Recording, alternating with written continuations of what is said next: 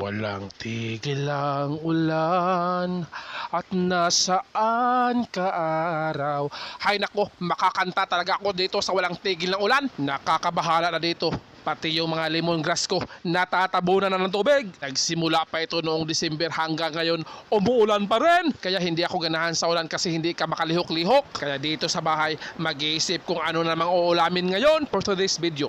Kaya hindi na ako nagpadugay-dugay pa at inabrihan ko na yung rep kung ano ang pwedeng maluto ngayon. Binuksan ko muna yung freezer at walang laman.